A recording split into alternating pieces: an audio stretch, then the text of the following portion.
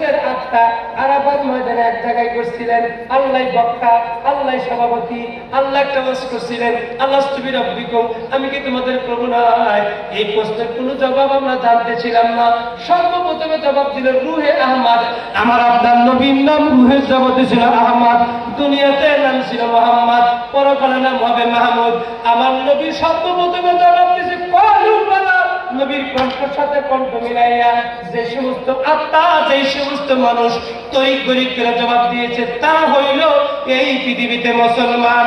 আর যারা নবীর কণ্ঠের সাথে কণ্ঠ মিলাই নাই, একটু ধরে উত্তরটা দিতে দেরি করছে, তারাই ইহুদি, তারাই বৌদ্ধ, তারাই খ্রিস্টান, তারাই হলো বিজাতি। এটা আল্লাহ পাক রূহের জগতে করেছে, আরাফার মাঝে করেছিলেন। হাসরের আরাফার মাঝে কায়েম হবে বড় দামি জায়গা। আদম পয়গম্বর থেকে নিয়ে আখির জামানাত পয়গম্বর পর্যন্ত এমন কোন নবী নাই যেই নবীর কদম আরাফার ময়দানে পড়ে নাই। সে আরাফার ময়দানে নবীজি বক্তব্য দিচ্ছেন, আলিয়াউমা আকমালতু লাকুম, বক্তব্য সেরা সর্ব সাহাবায়ে কেরাম বিজয় মিছিল করে সাহাবায়ে সিদ্দিক আসে কান্দে, মনে আছে না নাই? আমি ফজিলত, আমি 27 বছরের সার্ভিস, দেশের করি, দেশের বাইরে আসাম, কুচবিহার, গুয়াহাটি, হোজাই, তেজপুর, শিলিগুড়ি, জলপাইগুড়ি, মুর্শিদাবাদ, কলিকাতা 16 বার গেছি। ওখানে যা ভিক্ষা করি, আন্তর্জাতিক ফকির প্রাইভেট কারণে ঘুরে ঘুরে ভিক্ষা করি, নিয়ে বাসায় নিয়ে যাই না, প্রতিষ্ঠানে দিয়ে দেয় অনেকগুলো ছাত্র। আমি বন্ধুদের জমিরুদ্দিন, এই মাদ্রাসায় ওই মাদ্রাসা, ওই অক্সফোর্ডে লেখাপড়া, কোটিপতির সন্তান, জমিদারের সন্তান, ব্যাংক মিল কারখানার সন্তান, মাদ্রাসায় স্বাভাবিক পড়ে না, তারা পড়ে অক্সফোর্ডে, তারপরে ইংলিশ মিডিয়াম, তারা লন্ডনে পড়ে। লন্ডন পড়ে এসে আমার বন্ধুরে তারা এত শিক্ষিত হয়েছে, বাবাকে শেষ মাস কোটিপতি, বাবার শেষ মাস বাবাকে বৃদ্ধাশ্রমে রেখে আসে। কথা বল। ওই কুড়িগ্রাম ঠাকুরগাঁও থেকে একজন লোক আসছিলেন ঢাকা, কাছ থেকে 30 বছর আগে, শুধু লুঙ্গি পরে আসছিলেন আর একটা গেঞ্জি। অষ্ট্র গোষ্ঠী টাকা চোখে দেখে নেই, মানুষের দোকানে কর্মচারী, রাতে ফুটপাতে শুয়ে থাকে, মেসেজে ঘুমাবে, সে টাকা নেই। সেই লোকটা আল্লাহ কপাল বলে দিল, অল্পদিনের মধ্যে কোটিপতি হয়ে গেলেন। গুলশানে বাসা, গুলানিতে বাসা, একাধিক বাসা, মিল কারখানা, বাড়ির মেম্বার ফ্যামিলি 5 জন, 15টা গাড়ি, আন্ডারগ্রাউন্ডে পার্কিং থাকে, কোটিপতি হয়ে গেল। একমাত্র সন্তান লন্ডনে পড়াইলো, পিএইচডি করাইলো, ডক্টরেট করাইলো, অক্সফোর্ডে পড়াইলো, বেটা দেশে ফিরে আসলো, ব্যবসার চাবিকাঠি বাবার হাতে দিয়ে দিল, বেটাকে বিয়ে করাইলো। বাবার যে সম্পদ, তার সাথে বড় কোটিপতি, একবারে এক রমণী, এক রাজকন্যা নিয়ে এসলেন। 3 মাস যাওয়ার পর বেটার কাছে প্রস্তাব দিতে, তোমার বাবার সাথে আমার সম্পদ কম না, আমার সাথে যদি সংসার করতে চাও তাহলে তোমার বাবার বাসায় রাখা যাবে না। তোমার বাবার চরিত্র কেমন, একটা কথাই বাদ বাইরে করে, খালি ক্যানের করে, আর ফুলের কাছে, আর খালি কেটল করে। এই পরিবেশে আমি মানুষ হই নাই, আমি থাকতে পারবো না। তোমার বাবা তোমার সাথে সংসার করতে চাইলে তোমার বাবাকে এখান থেকে সরাইতে হবে। কোথায় নিয়ে আসবো? বৃদ্ধাশ্রমে দিয়ে আসো। সকালবেলা ওই না জান বেটা বাবাকে গাইতে উঠে বৃদ্ধাশ্রমে দিয়ে আসলেন।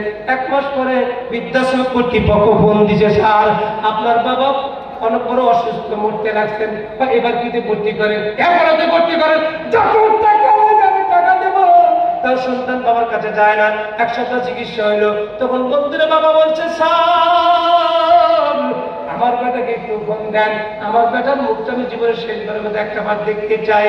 এবার মন্দির কর্তৃপক্ষ ফোন দিয়ে, স্যার আপনার বাবা একটু দেখতে চায় আপনার বাবার ঘটনা, আপনার বাবার অবস্থা বড় বেগতিক, হয়তো 2-4 মিনিটের মধ্যে না ফেরার দেশে চলে যাবে।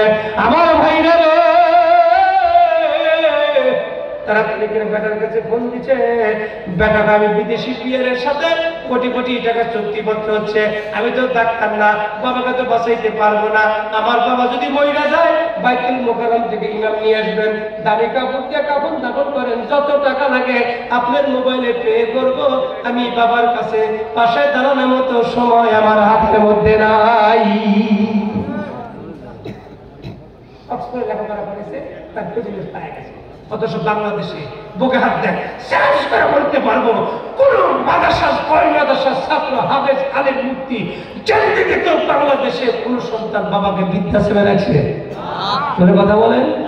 10,000 টাকা বেতন পায় আব্বা, আমার আব্বা রসমালাই ভালোবাসে, বেতন দিলে তখন কোনো সময় কিনে আগে ব্যাগের মধ্যে ভরে রাখছে। এই মাদ্রাসার তলবেলের ছাত্ররা কথা বলেন, ঠিক বললাম না? আমি ঠিক বললাম?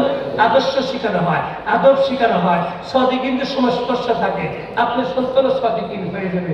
কোন মাস সদিকিন, এই সমস্ত ওইরকম কোটিপতি ছেলেরা, দরিদ্র ছেলেরা এমনও আছে আমার বন্ধুদের খাবার ফ্রি, থাকা ফ্রি, কারেন্ট ফ্রি। এই কমি মাদ্রাসা বাংলাদেশের তামাম পৃথিবীর মধ্যে কমি মাদ্রাসায় একমাত্র সার্ভিস, থাকাও ফ্রি, খাওয়াও ফ্রি, ঘুমাও ফ্রি, কেতাব ফ্রি, সব ফ্রি। কই মাদ্রাসা সরকারি কোনো বাজেট নাই, এ আপনারই টাকা, আপনার পয়সা, আপনার 2000, আপনার 1 লাখ, এগুলো দিয়ে প্রতিষ্ঠানের না সারা বাংলাদেশ চলতেছে। ফজিলত বলতে পারবো না, লাভটা হবে কি? আপনার টাকা খায় আজকে এই চেষ্টা হাতে গেছে। এরা যদি আর নাও করে, এরা এই যে এখন টাকা নিমত আর এই যে এখন সব উঠে যেতেছে। এই যারা উঠবো তারা বুধ মাদ্রাসার শত্রু। আমি 5-10 মিনিট কালেকশন করে বড় বক্তব্য দিয়ে দেব। এরা মাদ্রাসার মাহফিলের কালেকশন দিয়ে মাদ্রাসার 6 মাস ধরে ভাই টাকা